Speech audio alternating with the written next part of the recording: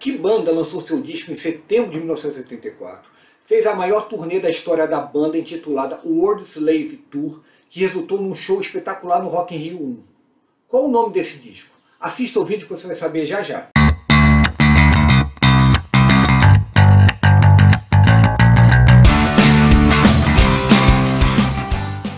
Meu nome é Marco Antônio e você está no Disco Maníacos. Mas antes de continuar falando do álbum, obrigado aos 368 inscritos, estamos rumo aos 400. Se você é novo no canal e está gostando do nosso conteúdo, nos dê uma força, se inscreva, dê o like, ative o sininho, assim você será avisado de todos os conteúdos. E não se esqueça de se inscrever no nosso Instagram também, tá? Você dando like, você informa ao YouTube que o conteúdo do canal é interessante e o YouTube vai informar a outras pessoas, sugerir a outras pessoas que nos visitem lá. Dê sua força aí, valeu? Obrigado. Vamos ao álbum de hoje. Hoje irei falar da banda Iron Maiden, que lançava seu disco de nome Powerslave, que foi gravado nas Bahamas, no Compass Point Studio e mixado nos Estados Unidos. Ele foi lançado em 3 de setembro de 84. Em 2017 foi eleito o 38º melhor álbum de metal de todos os tempos pela revista Rolling Stones. A banda era formada por Bruce Dickinson no vocal, Adrian Smith e Dave Murray na guitarra, Steve Harris no baixo e Nick McBride na bateria. Esse álbum, assim como The Number of the Beast, é um dos expoentes do Iron Maiden. Marca uma época que a formação estava mudada, amiga e feliz, e não havia uma batalha de egos entre Steve Harris e Bruce Dickinson. E o que deixava sempre uma incerteza, será que Bruce Dickinson ia continuar na banda, né? Esse disco é uma obra-prima, do início ao fim, e mostra a banda na sua melhor performance, com os 3 melhores discos da banda, na minha opinião: The Number of the Beast, Piece of Mind e Powerslave.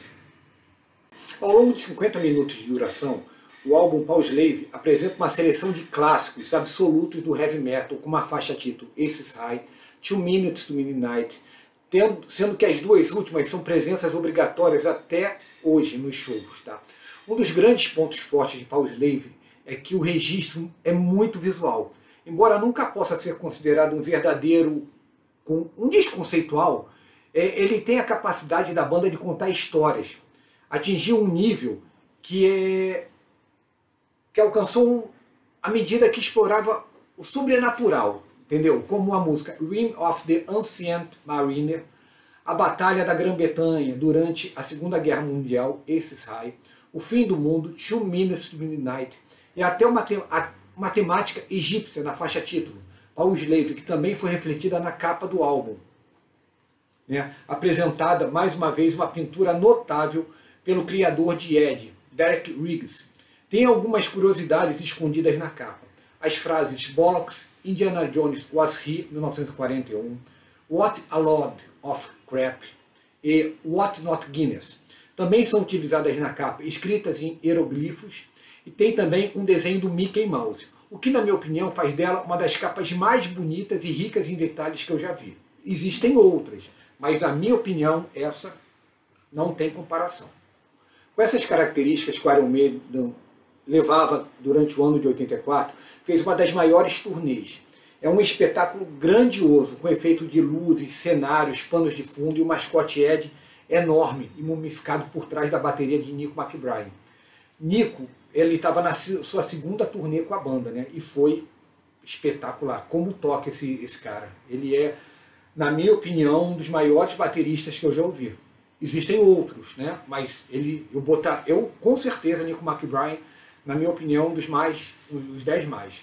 Um dia ainda vou falar nisso. O nome do disco Powerslave faz uma referência ao Egito Antigo e com temática estampada na arte criada pelo genial Derek Riggs, em que o mesmo trouxe a ilustração de uma forma abundante e que culminaria com o som exibido no disco. Ainda se tratando da capa, a fotografia do encarte, da parte de dentro, remete o grupo numa espécie de sala, como de um sarcófago, em um clima bem direcionado ao conteúdo exibido no álbum. Essa arte, no caso, a foto, é a obra de Ross Halfin. Martin Birch, produtor da banda desde Killer, de 1981, elaborou uma fonte de elementos bem criativos e dotadas de detalhes específicos que dão um direcionamento incisivo para a obra. O material do álbum nos mostra o quão grande, gigante o Maiden estava se transformando e o quanto o grupo tinha talento para compor. Steve Harris, Adrian Smith, Bruce Dickinson exibiam o seu melhor, sabe, em composição que estava no auge, exemplar e muito amplo, um leque, cara, uma amplitude de composições de impressionar. Não há dúvidas de que o álbum do Iron Maiden eles estavam numa fase muito entrosada, tá? E essa fase entrosada a gente refletia no palco, né? O maior deles foi a turnê que eles fizeram, como eu já falei antes, a World Slavery Tour, que foi entre 84 e 85, que foram 193 apresentações em 28 países durante 13 meses, tocando para aproximadamente 3 milhões e 500 mil pessoas. Nenhuma banda tinha feito ainda uma produção dessa tão detalhada, uma turnê, e levando o show completo. Eles tinham sarcófagos, esfinges, pirâmides, pinturas no chão e um Ed múmia gigantesco, né? Muitos dos shows foram tocados noites seguidas na mesma cidade, como de Long Beach, né? Onde o grupo fez 4 concertos consecutivos. Os shows gravados de Long Beach renderam o VHS, o LP ao vivo Live After Death, que é lindo, é espetacular, é maravilhoso. Um dos 10 maiores discos ao vivo que eu já ouvi, que foi aclamado pela crítica e comercialmente chegando ao 4º lugar nas paradas inglesas, sendo considerado até hoje como um dos maiores discos ao vivo da história do rock. Um dia ainda vou falar desse álbum. Com toda a propaganda na época, com símbolos, vídeos e um álbum ao vivo duplo, dando seguimento à coisa toda, e também a notável passagem pelo Rock in Rio 85 faria que o festival fosse enriquecido pela presença do grupo inglês. Aliás, no dia 11 que eu estava lá, teve Whitesnake, Iron Maiden, que entrou antes do Queen. E foi um concerto inesquecível, sendo a última vez que o Iron Maiden abriu a apresentação para uma banda. Brian May, guitarrista do Queen, disse a Steve Harris após o concerto: "Vocês arrebentaram, que show fenomenal, que energia." Harris ficou feliz, mas ainda um pouco em dúvida, já que May era integrante de uma mega banda e achou que talvez o músico estaria apenas sendo educado como um bom britânico. Galera, eu falei um pouquinho do Rock in Rio, mas vou falar uns detalhes. Cara, eu tinha 16 anos, eu fui assistir com alguns amigos, Narciso, Guto, Luiz, Ricardo, tinha mais gente, cara, mas eu não lembro. A sensação quando eu cheguei no Rock in Rio é indescritível. Era um lugar enorme. Eu fiquei parado, observando, por alguns segundos estava começando o show do Ney Matogrosso, com muita luz, apesar de estar bem claro. Teve Erasmo Carlos e Pepeu Gomes, que é um mestre na guitarra. Eu estava extasiado, curtindo tudo. Tinha mais de 300 mil pessoas. E mesmo assim a gente ainda conseguiu ficar numa posição boa. Não tão perto do palco, sabe? Mas conseguimos ver muito bem. Quando veio a primeira porrada foi o Whitesnake, um show que marcou a minha vida. Depois veio o Iron Maiden, sabe, que a entrada da banda tocando Aces High, nunca esqueci. Uma das maiores entradas que eu assisti na vida e foi um dos maiores shows que eu vi, junto com o Queen. Não era só para ouvir, tá? O show do Iron Maiden é um espetáculo para você ouvir e assistir. A pirotecnia, cenários mudavam, o Ed gigante por trás do Nico McBride, como a banda se movimenta no palco, é impressionante, eles são, como é que fala, sincronizados, sai um, entra outro, o palco está sempre com espaço ocupado, sabe? É impressionante, impressionante. É um dos melhores shows que eu já vi, esse do Iron Maiden do Rock in Rio. E depois veio o show do Queen, cara, que foi espetacular, Freddie Mercury cantando, é uma coisa inesquecível, tá? E eu voltei, né, no Rock in Rio no dia 19, mas aí é outra história para outro dia, para outro disco. Antes de continuar falando do disco, apenas para lembrar, não se esqueça, se inscreva no nosso canal, no nosso Instagram, compartilhe, dê o like e ative o sininho. Assim você será avisado de novos conteúdos e não vai perder nada nos novos vídeos. Sem mais enrolação, o álbum tem 8 músicas e vou falar de todas elas porque são excelentes. A primeira música do álbum, Aces High, é uma canção de Steve Harris. É a primeira do álbum da banda com uma muralha sonora. É a mesma que desenvolve com riffs muito afiados e uma bateria totalmente impulsiva. É dotada de uma velocidade exuberante. A letra da faixa nos remete claramente a um fator histórico, o período da Segunda Guerra Mundial, em que um piloto britânico, em uma batalha aérea, relata sua visão pessoal do combate. Todo esse diferencial interpretado com maestria por Bruce Dickinson. Os solos nessa canção são muito bons, muito bem cuidados, intuitivos, bem construídos, culminando com a faixa de forma sublime e coesa. Outro momento interessante na canção se faz o final, que eu ouvi tem nítida impressão de que o avião começa a seu declínio na direção ao solo. É uma faixa perfeita. A segunda música do álbum é 2 Minutes to Midnight, que nos remete aos anos 80, a Guerra Fria entre Estados Unidos e União Soviética. O nome é uma referência ao chamado do relógio do juízo final, que é uma simbologia trazida pelo Comitê da Universidade de Chicago dos Estados Unidos. Ela tem uma analogia que a raça humana estaria 1 minuto antes da meia-noite condenada, a mesma por sua vez. Traz uma consequência que é uma guerra nuclear, que seria o ponto principal da questão. Esse relógio estaria agregado nessa simbologia desde 1947, 2 anos depois da Segunda Guerra Mundial. Mais precisamente, né? A canção traz uma linha hard rock, assim com a junção do heavy metal, acabou sendo uma das preferidas do disco, do Iron Maiden, porque ela tem um peso, tem um refrão direto, riffs precisos, remete a um clima que direciona o som característico do grupo, entre o inovador, até mesmo com tons americanizados em suas passagens, ganhando assim força dentro do disco como uma diferença sonora incrível, incrível. A terceira música do álbum é Lost Fair Words, Big Orra. Ela é instrumental, eu adoro músicas instrumentais, e essa música me lembra muito outra do Iron Maiden, chamada Transilvânia, do LP Iron Maiden, que também é maravilhosa.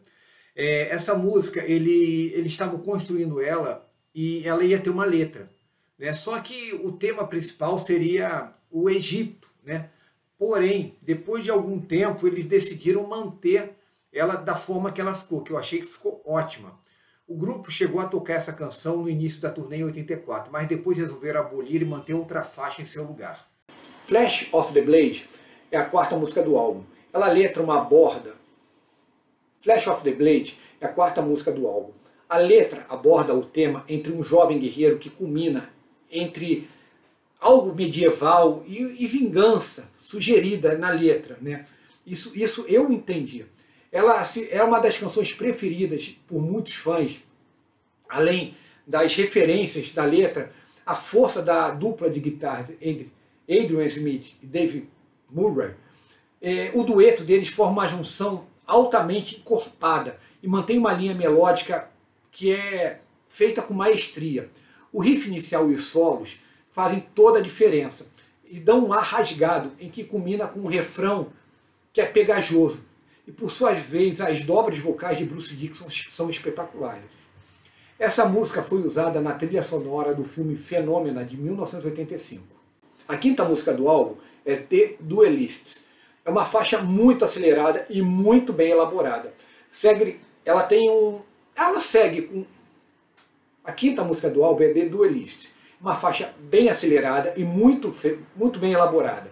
Ela tem um refrão simples, mas seus riffs e seu andamento são altamente pesados, bem estabelecidos e deixando a canção muito coesa, sabe? A letra é baseada no livro de Joseph Conrad, intitulado Os Duelistas. Traz uma batalha interna entre 2 oficiais franceses do grande exército de Napoleão Bonaparte. Na verdade, os 2 cavaleiros estão proibidos de duelar, pois o tempo era de guerra. Mesmo assim, a vida dos 2 homens nunca mais seria a mesma. Eles, em cada encontro, acabam se enfrentando com suas espadas. Isso seria uma constante em suas vidas por anos a fio. Vale a pena. Às vezes, a sensação que eu tenho das guitarras de Adrian Smith e do Dave Murray é que eles estão se duelando. Vale a pena prestar muita atenção nessa música. A sexta música do álbum é Back in the Village. Os riffs iniciais são de Adrian Smith. Também podemos notar o peso do baixo de Steve Harris e a bateria de Nico McBride. E tem um vocal muito articulado e expansivo de Bruce Dickinson. Adrian Smith sempre contribuiu com Iron Maiden de forma muito ampla, sem perder o padrão do grupo, né? A letra dessa música ela é uma continuidade da canção The Prisoner, de 1982, do álbum The Number of the Beast. A temática mostra abertamente um agente do governo britânico que se torna reconhecido como número 6 e acaba indo parar em uma vila em que a mesma se faz uma espécie de prisão, na qual o agente tenta escapar não somente da vila mencionada, mas sim das torturas exercidas dentro dela. Um fato muito peculiar dessa canção foi que ela acabou sendo colocada no álbum como a 6ª faixa, isso em referência ao número do personagem, ou seja, do agente citado. Essa canção faz a ponte para o final apoteótico do disco, que acabou deixando um clima equilibrado e perfeito. A sétima música do álbum é Power Slave, é a faixa que dá o nome ao disco. É uma das canções clássicas da banda. Tem um estilo único, seus riffs, melodias e solos são altamente, muito bem construídos. As nuances da bateria de Nico também são espetaculares, fazem dessa uma das melhores músicas do álbum, na minha opinião. A mitologia egípcia, né? Power Slave é a sétima música do álbum. É a faixa que dá nome ao disco. É uma das canções clássicas da banda. Tem um estilo único, riffs, melodias e solos são muito construídos.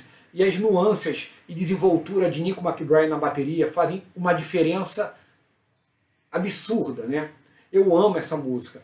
A mitologia egípcia se torna latente nessa excursão e os vocais de Bruce Dickinson são muito sombrios, dando o tom necessário para a interpretação, que é fenomenal. A letra sugere que o faraó está prestes a morrer, e assim personagens do Egito Antigo são citados dentro do enredo. Os solos são muito imponentes nessa canção, e a forma como foram inseridos trazem um ápice, que após os mesmos, a faixa caminha para um final apoteótico, um clima perfeito e bem uniforme, que dão a exata sensação de um épico faraônico. A música foi escrita por Dixon e se tornou uma das melhores canções já concebidas pelo grupo, na minha opinião. A oitava música do álbum é para fechar com chave de ouro, é Rime of the Ancient Mariner. Com seus 13 minutos e 35, foi composta por Steve Eldridge. Foi a primeira vez que o Iron Maiden fez uma canção longa. A letra foi baseada num poema inglês do século XVIII, escrito por Samuel Taylor Coleridge. A obra foi publicada em 1788 e hoje traz versões em várias línguas, inclusive para o português. A ideia central do livro mostra o marinheiro vivenciando eventos sobrenaturais durante sua viagem a alto mar. Um albatroz guia a embarcação por um canal até a Antártica, mas o barco acaba sendo desviado de seu curso por uma tempestade. Assim, um bom tempo depois, o marinheiro acaba por ferir e matar a ave que guiara sua navegação. Então a tripulação se vê assombrada por espíritos e culpam o velho marinheiro pelo fato. No caminho, a tripulação encontra uma embarcação fantasma guiada por uma mulher pálida e um esqueleto representando a morte. Então segue o conflito com a tripulação morrendo um a um, deixando o velho marinheiro ao destino e sofrimentos. Se tratando do instrumental no miolo da faixa, podemos, em meio à calmaria, sentir o tom denso, pesado, né, que nos remete ao discurso tirado do livro, assim que nos envolve por inteiro. As frases musicais, aliadas ao ranger da embarcação, fazem exatamente o ato seguido dentro da história ao seu final. Temos a nítida sensação de sairmos de um nevoeiro obscuro. Foi genial e profundo. A banda conseguiu realmente nos levar para dentro da situação. Essa faixa, com mais de 13 minutos, nos mostra não somente uma das melhores, como nos remete o ouvinte a um arrepio na espinha, por tanta desenvoltura nas frases, alternâncias de andamentos. Você vendo essa música ao vivo, é um clima, tudo que eu falei aí, você imagina isso ao vivo. Eles conseguem mostrar isso ao vivo de uma forma espetacular.